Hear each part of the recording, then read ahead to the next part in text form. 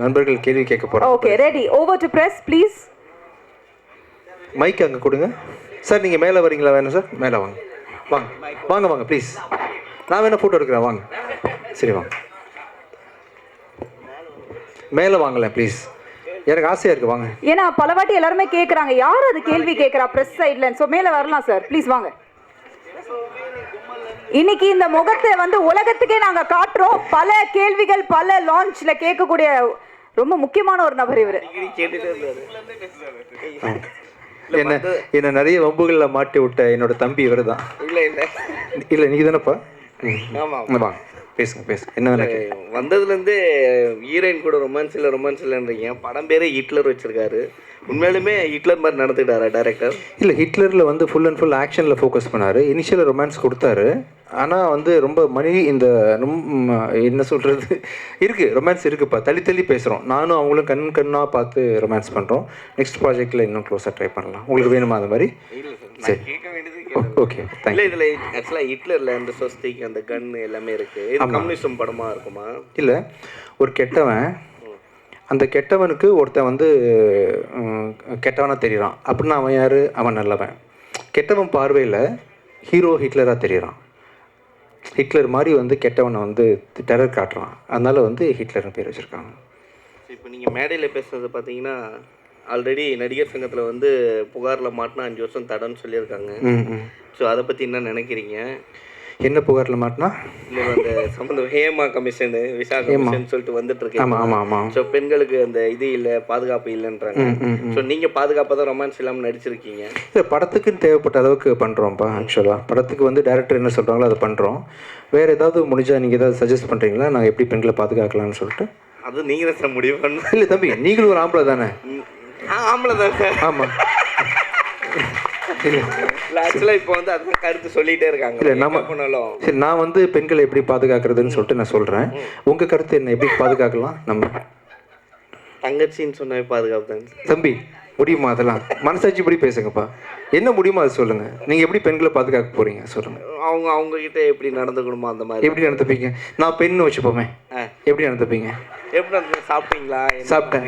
ஆமாம். நான் என்ன பண்ணேன், இப்போ இன்டர்வியூ கொடுத்துட்டு இருக்கிறேன். அப்புறம் ஓகே, இன்டர்வியூ கொடுத்துட்டீங்கன்னா ஃப்ரெண்ட்ஸாக எப்படி பேசுவாங்களோ அந்த மாதிரி நடந்து. ஃப்ரெண்ட்ஸ் எதுக்கு பேசுகிறீங்க? தங்கச்சின்னு சொல்லிட்டு போக வேண்டியது தானே?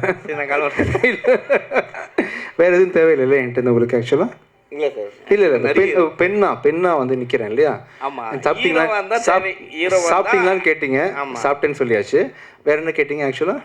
அடுத்தது என்ன ப்ராஜெக்ட் பண்ண போறீங்க? அடுத்தது என் கூட பண்ணிட்டு இருக்கீங்க. நான் வந்து சுதாரிப்பா அண்ணான்னு பேசிடுறேன் இனிஷியல்லேருந்து. இப்போதான் பெண்கள் அப்படி தான் பேசுகிறாங்கல்ல, தன்னை பாதுகாத்துக்கிறதுக்கு. உங்களை மாதிரி பசங்களை பார்த்தா, வாலிபர்களை பார்த்தா எடுத்தவொடனே அண்ணான்னு சொல்லிடுறாங்க. இன்னைக்கு ஆங்கர் மேலே என்ன கோவம் தெரியல வச்சு இன்னைக்கு செஞ்சு. நீங்கள் ஷோபனா என்னோட பெஸ்டி ஆக்சுவலாக. நம்ம ஜாலியாக பேசிக்கிட்டேன், வேற ஒன்றும் இல்லைப்பா. அதே போல் இப்போ வர நீங்கள் சொன்னீங்க சமீபத்தில் நாங்கள் ப்ரொமோஷன் பண்ணிட்டு இருக்கோம்னு சொல்லிட்டு, அந்த ப்ரொமோஷன் பண்ணுறீங்க, இங்கே நிறைய கேமராஸ் இருக்குது, இவங்களுக்குலாம் ஏன் கொடுக்க மாட்டீங்க? கொடுத்துட்டு இருக்கேன். இது உங்களை கூப்பிட்டு வச்சு பேசிட்டு இருக்கோம். எல்லாரையும் வர வச்சு பேச போகிறேன்.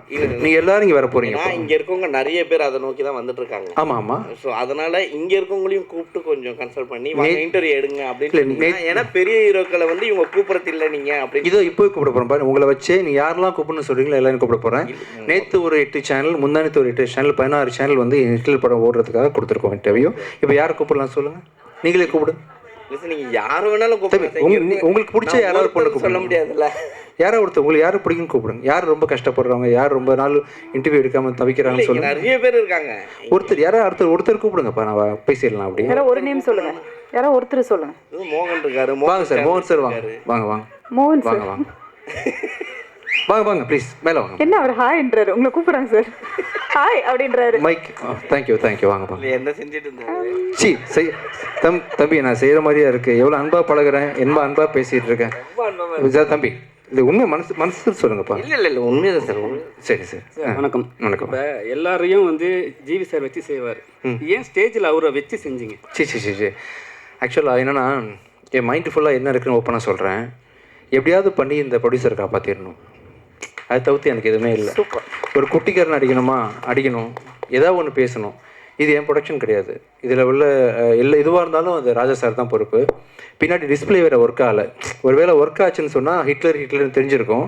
இந்த இடத்துல ஒரு ஹீரோவாக ஏதாவது பண்ணி ஏதாவது காப்பாற்ற முடியுமே, என்னை நம்பி வந்து ஐஸ்வர்யா தத்தா இருக்காங்க, அந்த ஒரு பொண்ணு நடிச்சிருக்கிறாங்க, இந்த டீம் சம்மந்தப்பட்டிருக்காங்க, தனாவோட வாழ்க்கை இது 4 வருஷம் கழிச்சு ஒரு படம் நடிச்சிருக்கிறாரு, இவங்களுக்கு ஏதாவது ஒன்று பண்ணுமேன்றதுக்காக, இது என்னோட தனிப்பட்ட நேச்சர் கிடையாது, இந்த படத்துக்காக என்ன பண்ணுறதுக்காக சாரை கூப்பிட்டு ஒரு கலகலன்னு போட்டு அதெல்லாம் நீங்கள் மீடியாவில் போடுவீங்க, மக்கள் பார்ப்பாங்க, இது ஹிட்லர் சம்மந்தப்பட்ட விழான்னு தெரியும், ஸோ அதனால் வந்து படத்தை பார்ப்பாங்க, புக்கிங் நடக்கும், எல்லோரும் இந்த படத்தை பற்றி சம்மந்தப்பட்டவங்க எல்லோரும் சந்தோஷமாக இருப்பாங்கன்றதுக்காக பண்ண வேலை தான், மற்றபடி வேறு ஒன்றும் இல்லை. படத்துக்கு வந்து ஹிட்லர் பேர் வச்சுருக்கீங்க.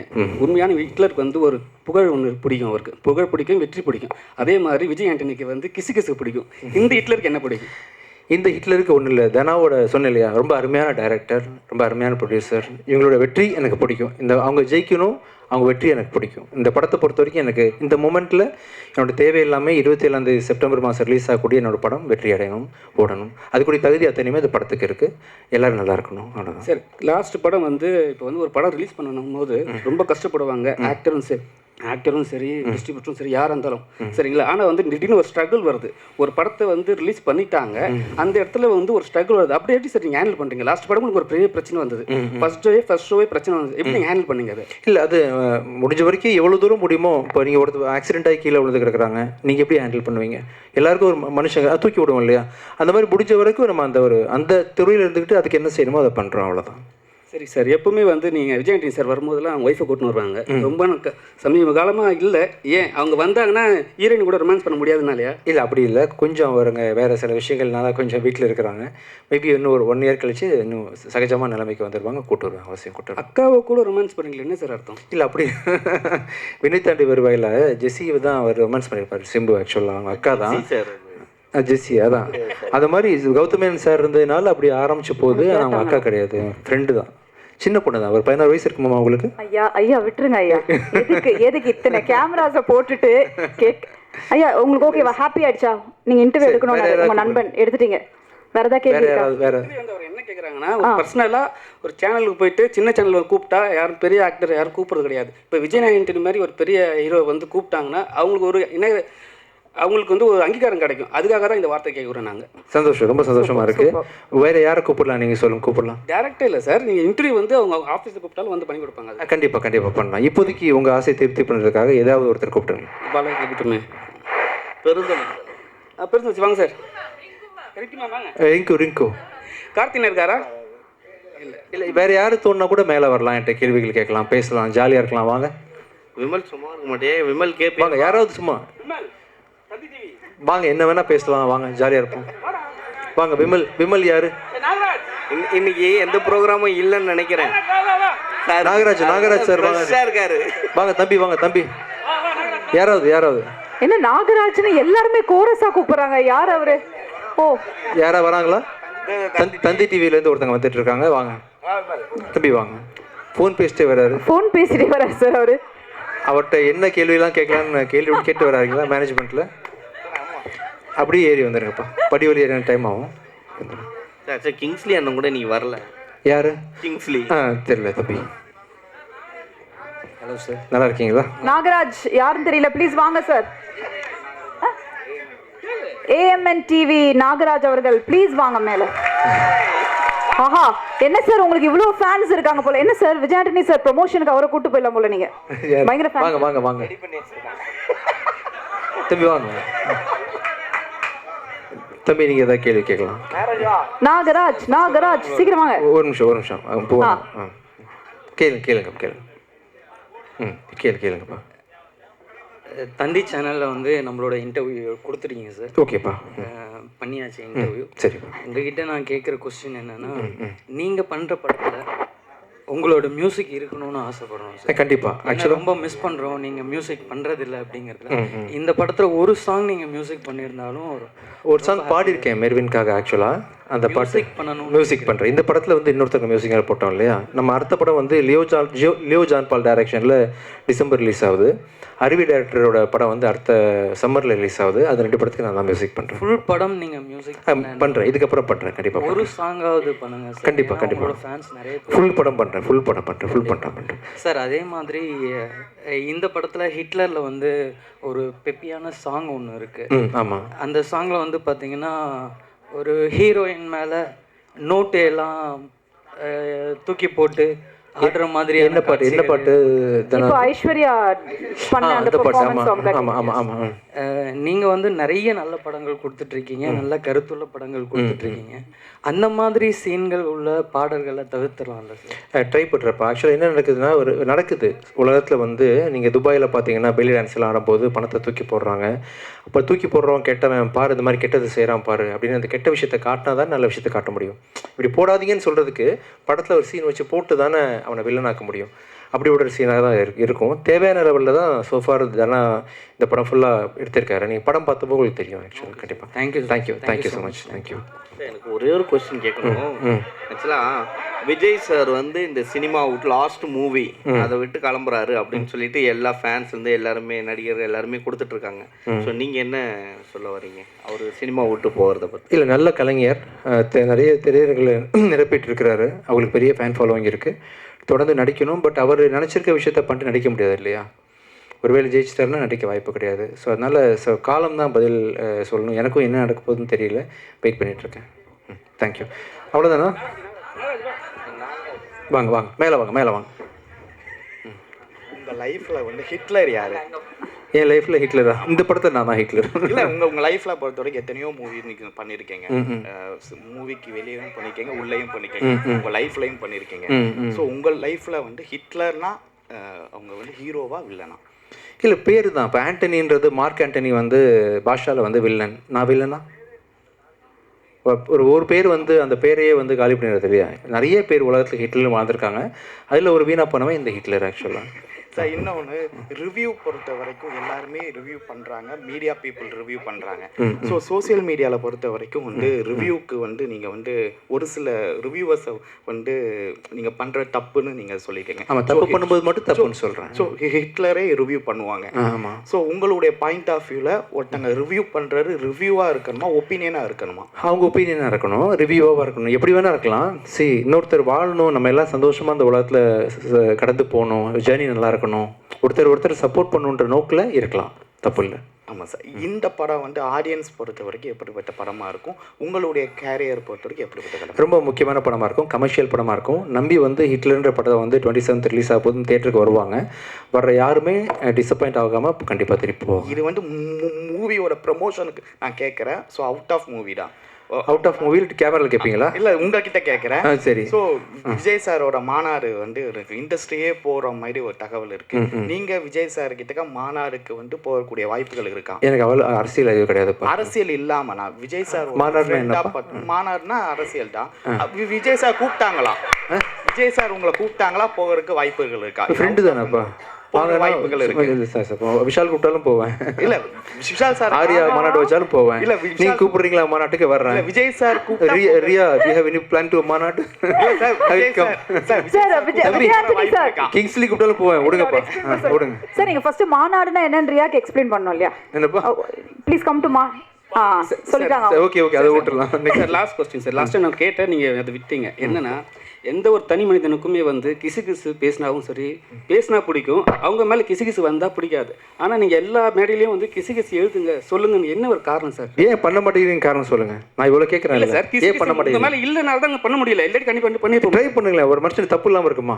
அப்படின்னா சொல்லிட வேண்டியது தான். இப்போ 2-3 பேரை வந்து ஒரே மேடையில் வந்து லவ் பண்ணிட்டீங்க. சிச்சி, அது ப்ரொடியூசருக்காக பண்ணேன். இந்த ஹிட்லர் படத்தை ப்ரொமோட் பண்ணுறதுக்காக நான் பண்ணேன். இன்னும் 4 பேர் கூட பண்ணுவேன், கூப்பிட்டுவாங்க. சரி, இன்னொரு கேட்டேன் சார். கிசு கேட்டனால இது கிசு கிடையாது.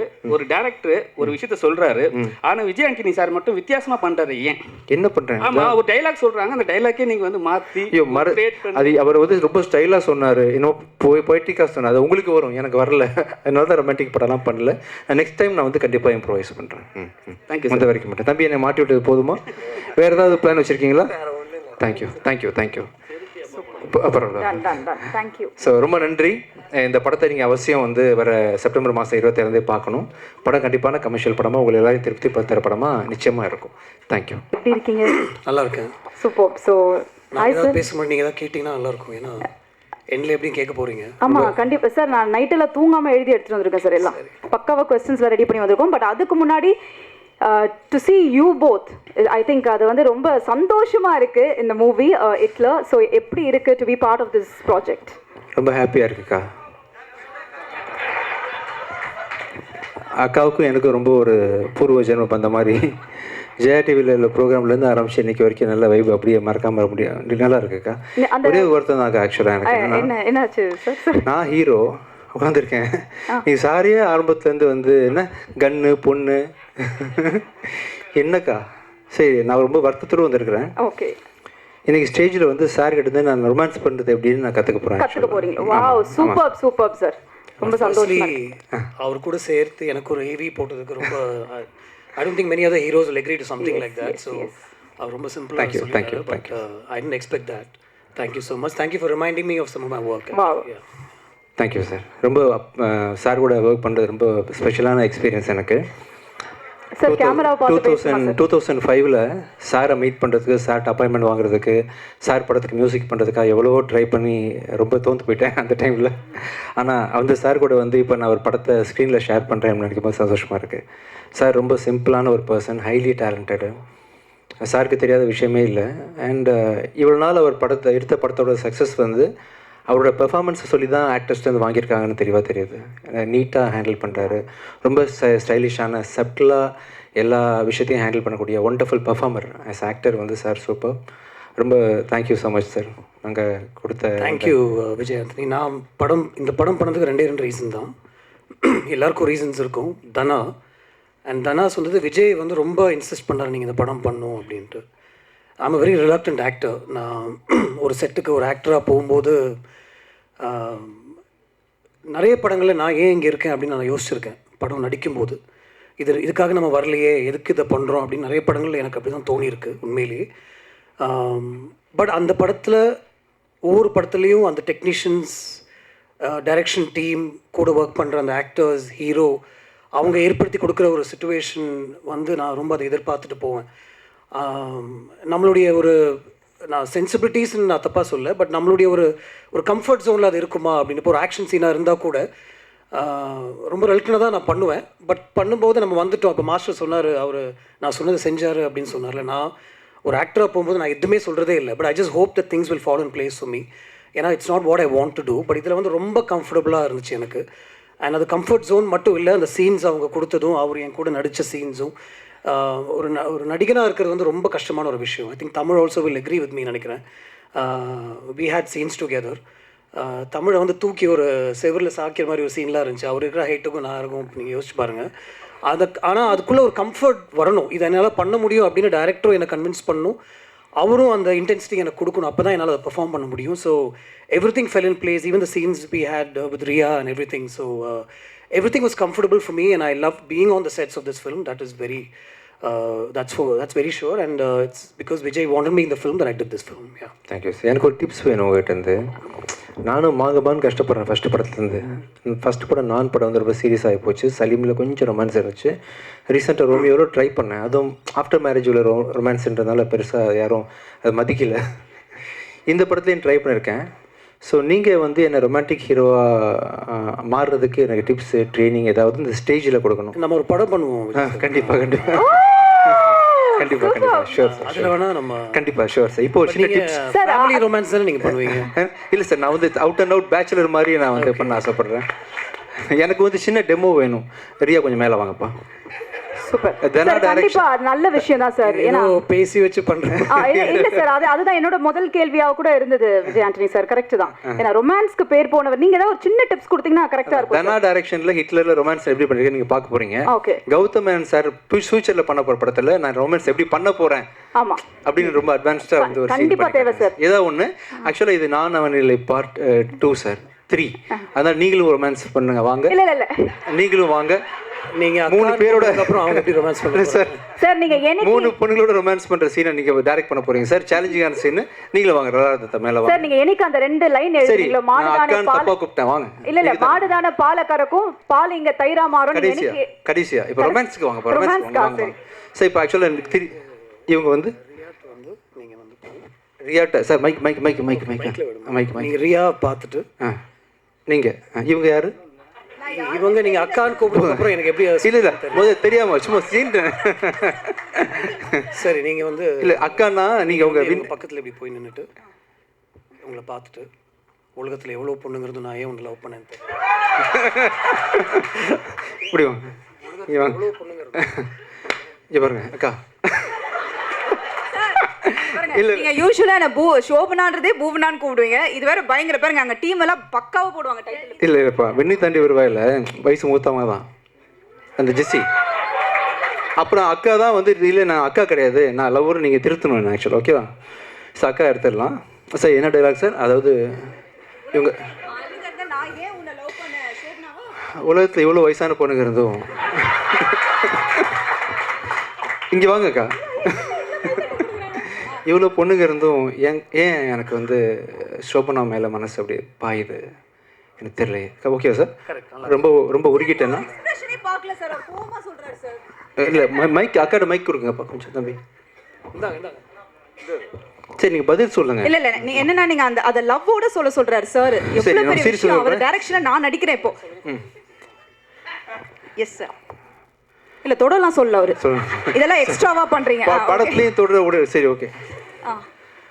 உலகத்தில் எவ்வளோ ஆங்கர்ஸ் இருந்தோம், எவ்வளோ பேர் இருந்தோம், எத்தனையோ பேர் வந்து என்னோட நிகழ்ச்சிகள் தோல்த்து வழங்கியும் எனக்கே ஷோ பண்ணனா ஒரு மாதிரி பண்ணுது. என்ன சார் வாந்தி வருதா?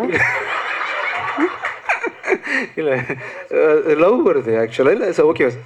நல்லா இருந்துச்சு உண்மையிலேயே நல்லா இருந்துச்சு சார். நான் நல்லா நடிச்சேன், ரியலாக இருந்தது. நீங்கள் ரொம்ப ரியலாகவே எப்பயும் பண்ணிட்டு இருக்கீங்க. Thank you. இல்லை என்ன பண்ணீங்க, நான் வந்து ப்ரப்போஸ் பண்ணுறேன், நீங்கள் வாந்தி வருதான்னு கேட்குறீங்க. ப்ரப்போஸ் சார் நீங்க என்ன பண்ணீங்க இப்படி? இப்போ விட்டுருவோம். சரி அக்கா விட்டுலாம்.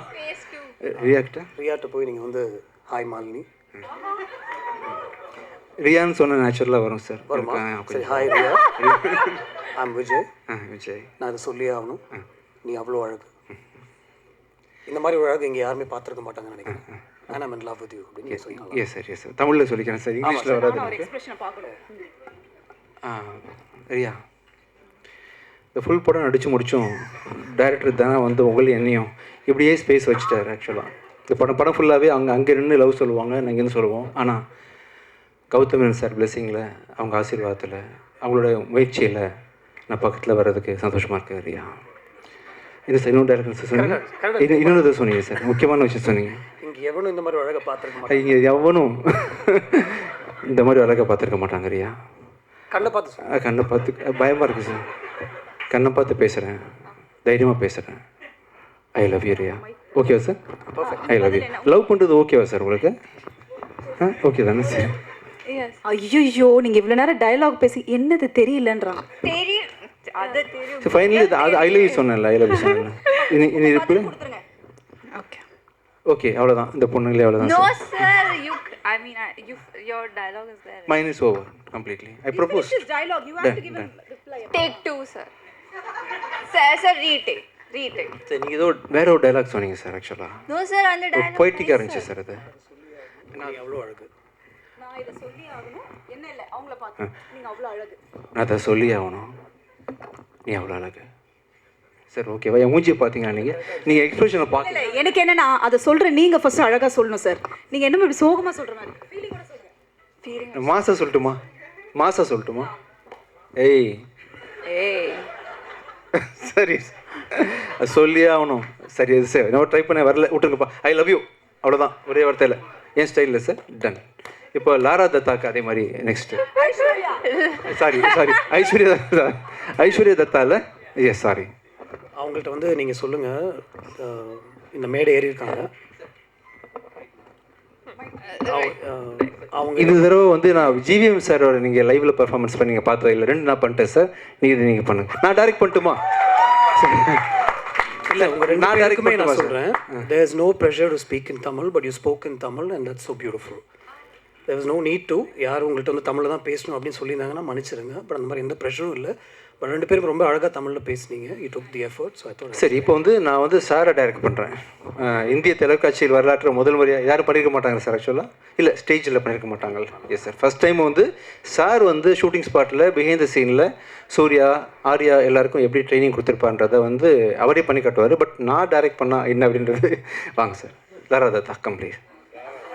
ஐஸ்வர்யா தத்தா ப்ளீஸ். நீங்கள் என்ன மாதிரி சார் ஆசைப்படுறீங்க? ரொம்ப இன்டிமேட்டாக இருக்கணுமா? இன்னைக்கு ஃபேமிலி ரொமான்ஸ் பெட்டர்னு நினைக்கிறேன். ஃபேமிலி. எங்கள் அம்மா வந்து எப்படி விரும்புவாங்கன்னா உங்களை மாதிரி தான் விரும்புவாங்க. இதே கண், இதே லிப்ஸ், இதே மூக்கு. அப்படி அது ஓகே, அம்மா எடுத்துட்டேன் அதனால ஃபேமிலி ஓகே தானே சார்? கேவலமாக இருக்கோ? இல்லை சார் சார் ஏன் அவருக்கு அம்மா ஃபேமிலி போனீங்க? இல்லை எனக்கு ரொமான்ஸ் வரல சார், நடிக்கவும் வரல, டைரக்ட் பண்ண வரல. நீங்களே ஏதாவது சொந்தமாக பண்ணுங்கள் சார். நடிக்க வந்தது சார், நான் தான் அவங்க கூட நடிச்சேன். பார்த்தீங்களா? ஓகே சார், டவுட்டே இல்லை சார். இல்லை ஃபேமிலியாக நீங்கள் சொல்லிட்டீங்களா, அதான் எப்படின்னு சொல்லு. தத்தா தத்தா ஒரு டைலாக் ஏதாவது பேசுங்க சார் உங்கள் ஸ்டைல். அவங்க பேர் ஐஸ்வர்யா தத்தா. ஐஸ்வர்யா தத்தா, எஸ் அதனால Dutta yes yes yes Dutta Dutta. அதாவது உங்களை பார்த்து நாங்கள் ஆஃப் ஆகிட்டோம், அதான் அதுக்கு மீனிங். Thank you thank you thank you. சரி சூப்பர் சார். உங்களுக்கு ஏதாவது வேணுமாப்பா? நான் முதல்ல உங்களை தான் ஆரம்பிச்சேன் இல்லையா? எனக்கு வேணாம் சார், நீங்கள் நிறைய கொடுத்துட்டீங்க எனக்கு. பிரச்சனை பார்த்தீங்களா, அங்கே ஒரே ஜாலி ஆகிட்டாங்க அவங்க. But super. ஐ திங்க் முக்கியமான ஒரு கிரியேட்டரும் இந்த டைமில் ஸ்டேஜுக்கு நம்ம கூப்பிட்டே ஆகணும். த டிரெக்டர் தனா அவர்களை அன்போடு மேடைக்கு அழைக்கிறோம். அதாவது இந்த லான்ச்சுக்கும் இந்த படத்துக்கும் சம்மந்தமே இல்லாமல் ஃபுல் ஃபங்க்ஷன் ஃபுல்லாகவே வெளியில் இருந்தார். சூப்பர் தனா சார். மைக் இருக்கா? Okay super. சார் தனா சார், என்னன்னா பார்த்தீங்களா இங்கே சில விஷயம்லாம் நடந்தது பார்த்தீங்களா?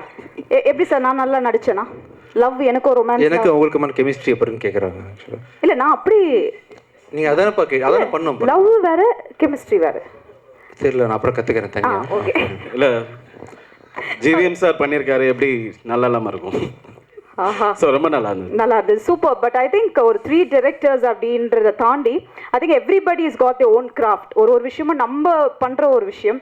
அண்ட் ஹவ் வாஸ் இட் உங்களுக்கு இவங்களை வச்சு ஒரு படம் பண்ணி as a director ஒர்க் பண்ணும்பொழுது நிறைய விஷயங்கள் உங்கள் மைண்ட்குள்ளே ஓடிட்டே இருக்கும்ல. How was it this experience? இல்லை அது ரொம்ப கஷ்டமான விஷயந்தான். ஏன்னா ஒரு பக்கம் விஜய் ஆண்டனி சார் இருக்கார், ஒரு பக்கம் ஜிவிஎம் சார் இருக்கார், நல்லா புது பையன். ஸோ பயந்து தான் பண்ணேன். ஆனால் பட் அவங்க கொடுத்த ஒரு கோஆப்ரேஷன் இருக்குல்ல, ஸோ நம்மளுக்கு ஒரு ஃப்ரீடம் கொடுத்துருக்காங்க. நீங்கள் பண்ணுங்கள், நாங்கள் கூட இருக்கோம் அப்படிங்கிற ஒரு பாசிட்டிவான ஒரு எனர்ஜி எனக்கு எப்பயுமே இருந்தது. ஸோ அதனால் நான் எடுத்துக்கிட்ட கதையை அதை கான்சன்ட்ரேட் பண்ணி கரெக்டாக பண்ணிட்டேன்னு நினைக்கிறேன்.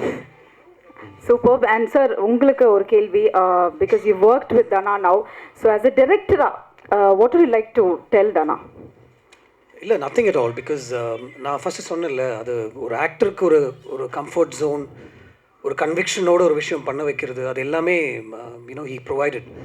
அண்ட் எனக்கு அது ஒரு பயமாகவே இருந்துச்சு.